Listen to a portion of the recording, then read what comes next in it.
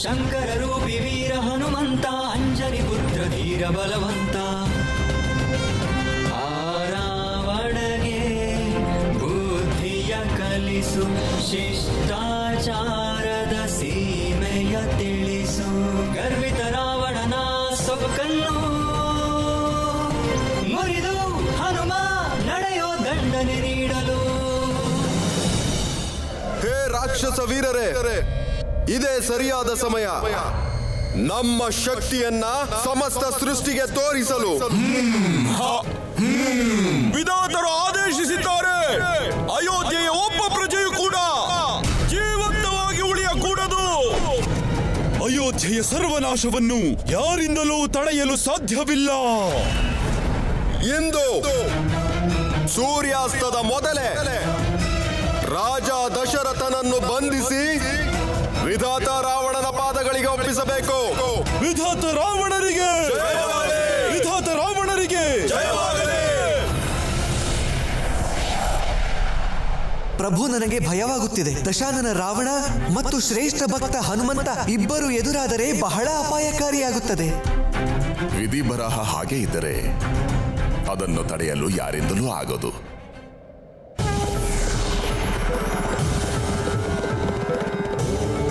ಆದರೆ ಪ್ರಭು, ಈ ಸೃಷ್ಟಿಯಲ್ಲಿ ಪ್ರತಿಯೊಂದು ಫಲವೂ ಕರ್ಮದ ಮೇಲೆ ಅವಲಂಬಿತವಾಗಿದೆ ಮತ್ತು ಆ ಕರ್ಮ ಫಲದಿಂದಾಗಿಯೇ ವಿಧಿ ಬರಹವು ನಿರ್ಧಾರವಾಗುವುದು. ಕಡೆಗೆ ಅದೇ ವಿಧಿ ಬರಹವು ಭವಿಷ್ಯದ ನಿರ್ಮಾಣಕ್ಕೆ ಮುನ್ನುಡಿ ಬರೆಯುತ್ತದೆ. ನಮಗೆ ಭಾಸವಾಗುತ್ತಿದೆ ಪ್ರಭು, ಇಂದು ಹನುಮರಿಂದ ಅದೇ ರೀತಿಯ ಘಟನೆ ಜರುಗಲಿದೆ ಎಂದು. ಇದು ಭವಿಷ್ಯದ ಮಹಾಪ್ರಳಯಕ್ಕೆ ನಾಂದಿಯಾಗಬಹುದು. ಅವರನ್ನು ತಡೆಯಿರಿ ಪ್ರಭು, ಅವರನ್ನು ತಡೆಯಿರಿ. ಹೇ ಶ್ರೇಷ್ಠವಾದ ಚಂದ್ರಾಸ್ತ್ರವೇ, ಇದುವರೆಗೂ ನೀನು ವೀರಾಧಿ ವೀರರ ನೆತ್ತರನ್ನು ನೋಡಿರುವೆ. ನಿನ್ನ ಬಲದಿಂದ ಎಲ್ಲೆಡೆ ವಿಜಯಿಯಾಗಿದ್ದೇವೆ ನಾವು.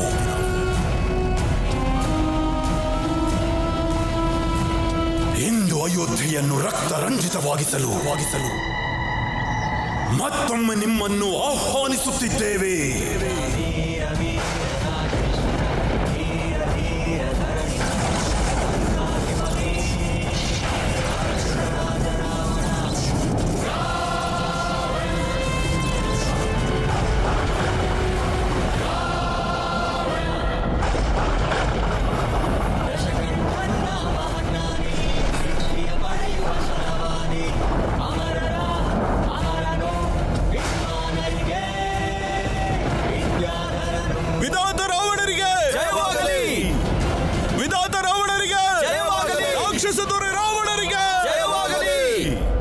ರಾಕ್ಷಸರಿಗೆ ಏನಾಗಿದೆ?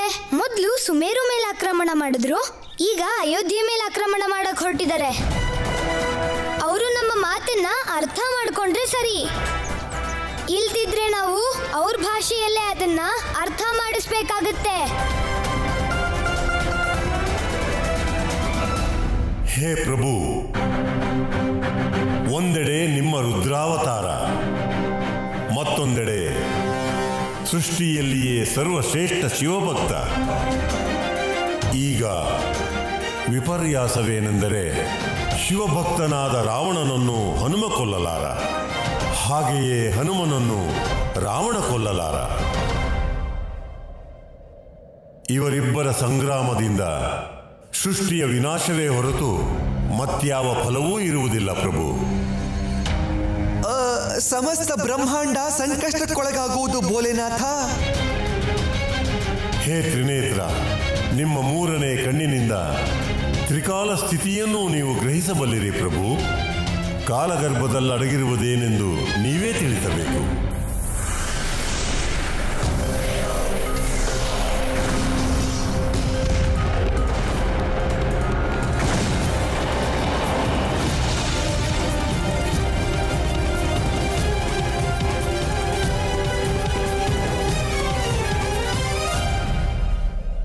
ವಿರಾಮ.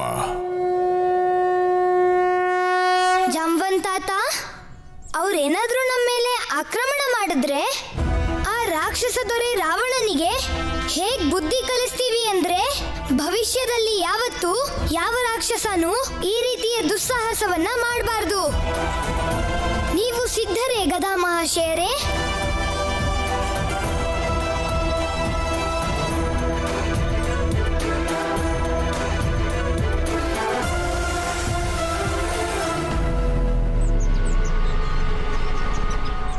ಲಾಡು. ನಾರಾಯಣ ನಾರಾಯಣ ನಾರಾಯಣ ನಾಮಗಳು ದೇವರ್ಷಿ. ನೀವು ಇಲ್ಲಿ? ನಾವು ನಮ್ಮ ಪರಿಚಯದವರ ಮನೆಯಿಂದ ಬರುತ್ತಿದ್ದೇವೆ. ಓ, ಈ ಲಾಡುಗಳನ್ನ ಅವರೇ ನಿಮಗೆ ಕೊಟ್ಟಿದ್ದಾ? ನಿಮಗೆ ಲಾಡುಗಳೆಂದರೆ ಬಹಳ ಇಷ್ಟವಲ್ಲವೇ? ಹಿರಿಯರು ಸರಿಯಾಗಿ ಹೇಳಿದ್ದಾರೆ. ಒಂದೊಂದು ಅಕ್ಕಿಯ ಕಾಳಿನ ಮೇಲೂ ತಿನ್ನುವವರ ಹೆಸರು ಬರೆದಿದೆ ಎಂದು. ತೆಗೆದುಕೊಳ್ಳಿ, ಸೇವಿಸಿ ಇದನ್ನು. ಓ, ಪ್ರಭುಗಳ ಕಾರ್ಯಕ್ಕೆ ತಡ ಆಗ್ತಿದೆ. ತೆಗೆದುಕೊಳ್ಳಿ, ಇದನ್ನ ಸೇವಿಸಿ. ನಮ್ಮನ್ನ ಕ್ಷಮಿಸಿ ದೇವರ್ಷಿ, ಆದ್ರೆ ನಮ್ಮ ಧ್ಯಾನ ಬೇರೆ ಕಡೆ ಇದೆ. ಲಾಡು ತಿನ್ನೋದಕ್ಕೆ ಇದು ಸರಿಯಾದ ಸಮಯ ಅಲ್ಲ ಅನ್ಸುತ್ತೆ. ತಾತ, ನಾವಿನ್ನ ವಿಳಂಬ ಮಾಡೋದ್ ಬೇಡ, ನಡೀರಿ. ನಡೀರಿ ಪ್ರಭು. ಪ್ರಣಾಮಗಳು ದೇವರ್ಷಿ. ಹನುಮಂತ, ಪ್ರಭುಗಳ ಸೇವೆ ಹೇಗೆ ನಡೆಯುತ್ತಿದೆ? ಉತ್ತಮವಾಗಿ. ಪ್ರಭುಗಳಿಗೆ ಸಂಗೀತವೆಂದರೆ ಬಹಳ ಇಷ್ಟವೆಂದು ನಿಮಗೆ ತಿಳಿದಿದೆಯೇ? ಸಮಯವಿದ್ದರೆ ನಾವು ಭಜನೆ ಕಲಿಸಿಕೊಡುತ್ತೇವೆ. ನಮ್ಮನ್ನ ತಡೆಯೋಕೆ ನೀವ್ ಯಾಕೆ ಪ್ರಯತ್ನ ಪಡ್ತಿದ್ದೀರಾ ದೇವರ್ಷಿ? ನಾವು ಅಂದುಕೊಂಡೆವು ನಿಮ್ಮನ್ನು ನೋಡಿದ ಮೇಲೆ. ಸಂಗೀತ ಕೇಳೋದಕ್ಕೆ ನಮ್ಗೆ ತುಂಬಾ ಇಷ್ಟ ದೇವರ್ಷಿ, ಆದ್ರೆ ಈಗಷ್ಟು ಸಮಯ ಇಲ್ಲ. ನಾವಿನ್ನ ಹೊರಡ್ತೀವಿ, ನಡೀರಿ. ಬನ್ನಿ ಹೋಗೋಣ. ಇನ್ನು ಈ ಹನುಮಂತನನ್ನು ತಡೆಯುವುದು ಬಹಳ ಕಷ್ಟದ ಕೆಲಸ. ಹೇ ವಿಧಾತ ರಾವಣನ ಶಕ್ತಿಯುತ ಸೈನ್ಯವೇ, ನಿಮ್ಮಲ್ಲಿ ಯಾರಿಗಾದರೂ ಅಸುರರ ಶಕ್ತಿಯ ಮೇಲೆ ಅಥವಾ ನಮ್ಮ ಶಕ್ತಿಯ ಮೇಲೆ ಸಂದೇಹವಿದ್ದರೆ ಅಂಥವರು ಈ ಕ್ಷಣವೇ ಶಸ್ತ್ರಾಸ್ತ್ರಗಳನ್ನು ತ್ಯಜಿಸಿ ಯುದ್ಧ ವಿಮುಖರಾಗಿ ಇಲ್ಲಿಂದ ಹೊರಡಬಹುದು. ನಾವು ಹಿಂಸಾರಾಧಕರು, ನಾವು ಹಿಂಸೆಯ ಆರಾಧಕರು.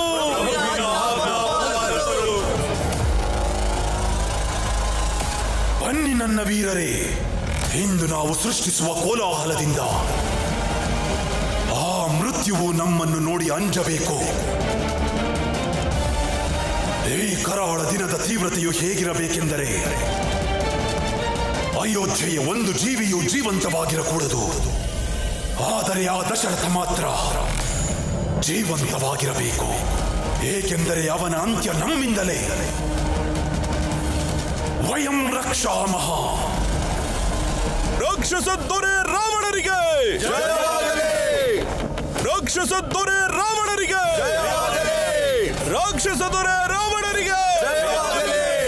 ಬನ್ನಿ, ಅಯೋಧ್ಯೆಯ ಮೇಲೆ ಆಕ್ರಮಣ ಮಾಡೋ.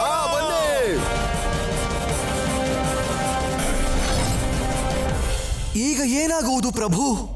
ರಾವಣ ಮತ್ತು ಹನುಮಂತನ ನಡುವೆ ಯುದ್ಧ ನಡೆಯುವ ಹಾಗೆ ಕಾಣುತ್ತಿದೆ. ನಾರಾಯಣ ನಾರಾಯಣ. ಹಾಗೇನಾದರೂ ಆದರೆ ಸೃಷ್ಟಿಯ ವಿನಾಶವಾಗುವುದಂತೂ ಖಂಡಿತ. ನಿಲ್ಲು ರಾವಣ.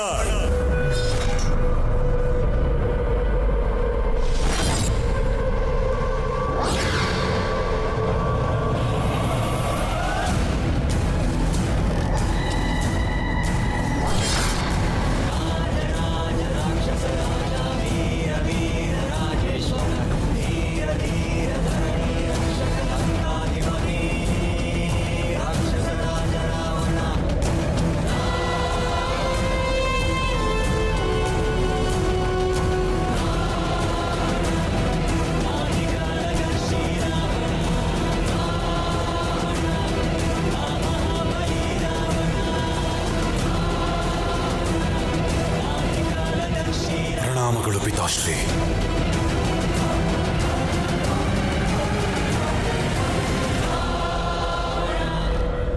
ಈ ಅಯೋಧ್ಯೆಯಲ್ಲಿ ಏನು ಮಾಡುತ್ತಿರುವಿರಿ?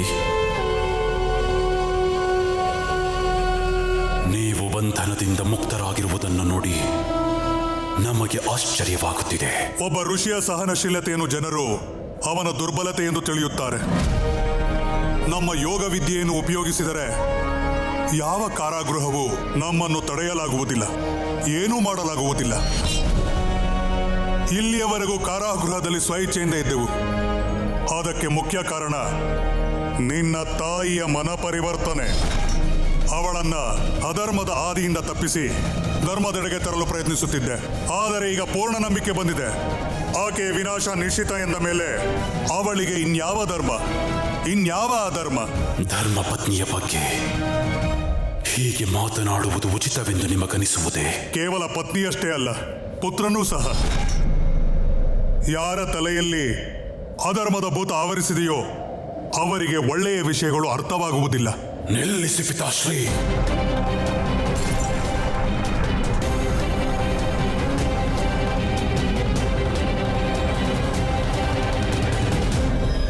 ಯುದ್ಧ ಆರಂಭಿಸಲು ದಶರಥ ಸೇನೆಯ ಅವಶ್ಯಕತೆಯೇ ಇಲ್ಲ ಎಂದೆನಿಸುತ್ತದೆ. ಏನಾಯಿತು ಪುತ್ರ? ನೀನು ಇದುವರೆಗೂ ಮಹಾನ್ ಕಾರ್ಯಗಳನ್ನು ಮಾಡಿರುವೆ, ಅದರಲ್ಲಿ ಇದೂ ಸೇರಿಕೊಳ್ಳಲಿ. ಎತ್ತು ನಿನ್ನ ಚಂದ್ರಾಸ್ತ್ರವನ್ನು, ಕತ್ತರಿಸು ನಿನ್ನ ತಂದೆಯ ಶಿರಸ್ಸನ್ನು. ಏಕೆಂದರೆ ನಿನ್ನ ತಂದೆಯ ಬಗ್ಗೆ ಪ್ರೀತಿ ಇಲ್ಲ, ಕೊಟ್ಟ ಸಂಸ್ಕಾರದ ಬಗ್ಗೆ ಗೌರವವಿಲ್ಲ. ನಿಮ್ಮ ಮಾತು ಸತ್ಯ. ನಾವು ವಿಧಾತನಾದವನು ಸಂಸಾರ ಸಂಬಂಧಗಳನ್ನು ಮೀರಿ ಯೋಚಿಸುತ್ತಾನೆ. ವಿಧಾತ? ನೀನೆಂತ ವಿಧಾತ? ಅಷ್ಟು ದೊಡ್ಡ ಋಣಭಾರವಿರುವವನು?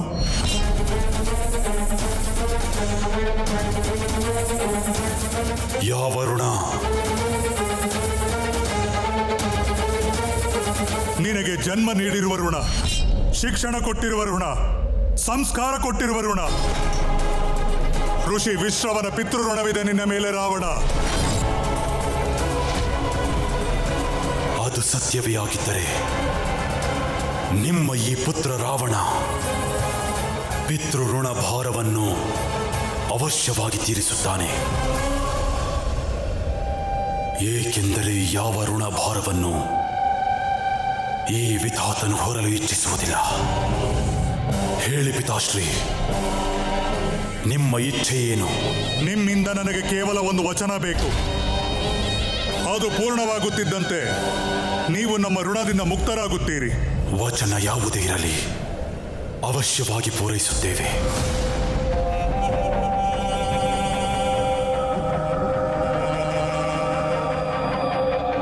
ಹೇಳಿ ಪಿತಾಶ್ರೀ. ನೀವು ಈ ಕ್ಷಣವೇ ಇಲ್ಲಿಂದ ಹೊರಟು ಹೋಗಿ.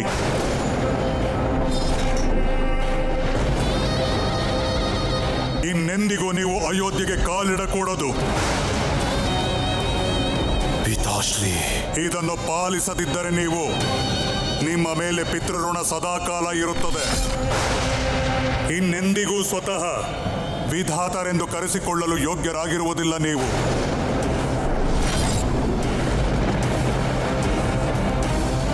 ನಿಮ್ಮ ಅಧಿಕಾರವನ್ನು ದುರುಪಯೋಗಪಡಿಸಿಕೊಂಡಿರಿ ಪಿತಾಶ್ರೀ. ನಮ್ಮಿರುವರ ವಿಚಾರಗಳು ಭಿನ್ನವಾಗಿದ್ದರೂ ಇಂದಿನವರೆಗೂ ನಾವು ನಿಮ್ಮನ್ನು ಗೌರವಿಸುತ್ತಿದ್ದೆವು. ಆದರೆ ಇಂದಿನಿಂದ ನಿಮ್ಮನ್ನು ಗೌರವಿಸುವುದಿಲ್ಲ ಪಿತಾಶ್ರೀ. ನಾವು ವಿಧಾತರಾಗಿಯೇ ಉಳಿಯುತ್ತೇವೆ. ನಿಮಗೆ ತಿಳಿದಿಲ್ಲ ಪಿತಾಶ್ರೀ, ಈ ರಾವಣನು ಮನಸ್ಸು ಮಾಡಿದರೆ ಸ್ವರ್ಣ ಲಂಕೆಯಲ್ಲಿದ್ದುಕೊಂಡೇ ಅಯೋಧ್ಯೆಯನ್ನು ಪೂರ್ಣವಾಗಿ ನಾಶ ಮಾಡುತ್ತಾನೆ. ಸೇನೆಯು ಸ್ವರ್ಣ ಲಂಕೆಯ ಕಡೆ ಹೊರಡಲಿ. ನಡೆಯಿರಿ.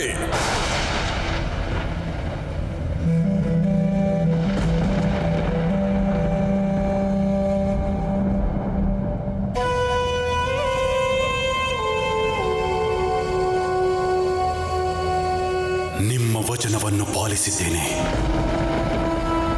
ನಮ್ಮನ್ನು ಪಿತೃಋಣದಿಂದ ಮುಕ್ತಗೊಳಿಸಿ.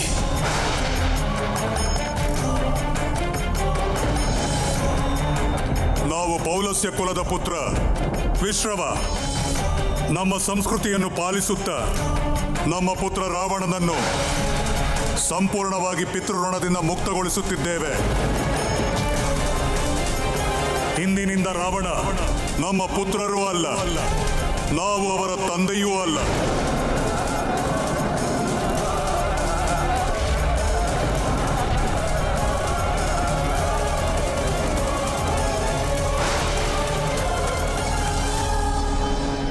ಹೋಗು ರಾವಣ, ಇಂದಿನಿಂದ ನಮ್ಮಿಬ್ಬರಿಗೂ ಯಾವುದೇ ಸಂಬಂಧವಿಲ್ಲ.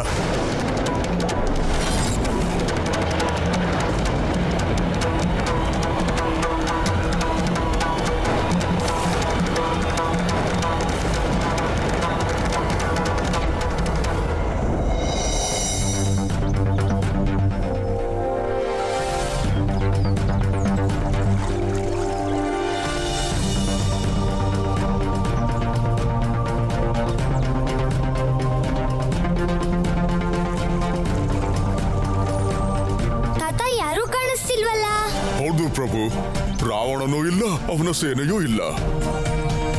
ಪ್ರಭು, ಇದು ಸುಬಾಹು ಮತ್ತು ಮಾರೀಚನ ಹುಡುಗಾಟ ಅಲ್ಲ ತಾನೆ?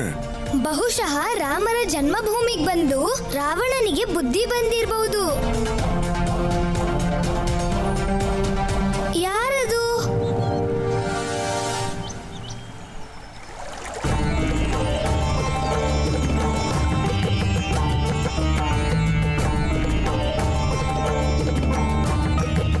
ಪ್ರಣಾಮಗಳು ಮಹಾಋಷಿ ವಿಶ್ರವರಿಗೆ. ಪ್ರಣಾಮಗಳು ಋಷಿವರ್ಯ.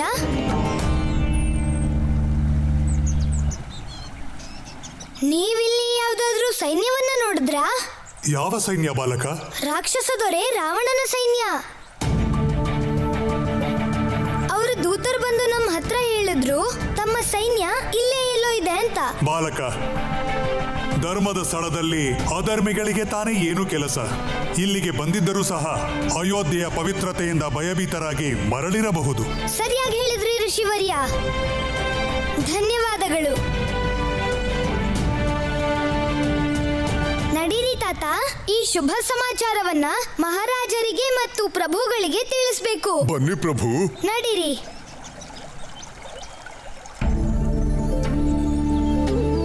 ಕೋಟಿ ಕೋಟಿ ಧನ್ಯವಾದಗಳು ಮಹಾದೇವ ನಿಮಗೆ. ನೀವು ಈ ಅನರ್ಥವಾಗುವುದನ್ನು ತಡೆದಿದ್ದೀರಾ. ಮಹಾಜ್ಞಾನಿ ಋಷಿ ವಿಶ್ರವ, ನಿಮ್ಮ ಸಹಾಯವನ್ನು ಸೃಷ್ಟಿ ಸದಾಕಾಲ ಸ್ಮರಿಸುತ್ತದೆ. ಏಕೆಂದರೆ ಇಂದು ನಿಮ್ಮ ಹಸ್ತಕ್ಷೇಪದಿಂದ ಮಹಾಪ್ರಳಯ ತಪ್ಪಿದೆ.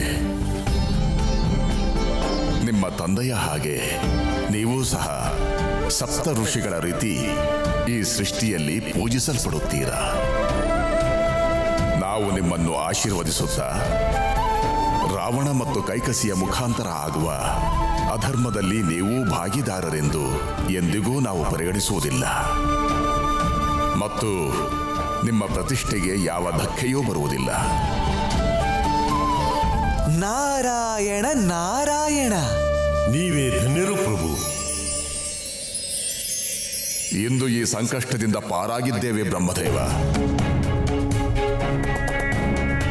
ಆದರೆ ರಾವಣನ ಮಹತ್ವಾಕಾಂಕ್ಷೆಯನ್ನು ನೋಡುತ್ತಿದ್ದರೆ ನನಗನ್ನಿಸುತ್ತಿದೆ ಮಾರುತಿಯ ಭಕ್ತಿಯ ಮಾರ್ಗಕ್ಕೆ ಅವಶ್ಯವಾಗಿ ವಿಘ್ನ ಉಂಟು ಮಾಡುತ್ತಾರೆಂದು. ನಂತರ ಇಬ್ಬರು ಒಬ್ಬರಿಗೊಬ್ಬರು ಎದುರಾಗಿ ನಿಲ್ಲುತ್ತಾರೆ. ಆದರೆ ಬ್ರಹ್ಮದೇವ, ಮುಂದಿನ ಬಾರಿ ಈ ಸಂಘರ್ಷವನ್ನು ನಿಲ್ಲಿಸುವುದು ಬಹಳ ಕಠಿಣವಾಗಬಹುದು.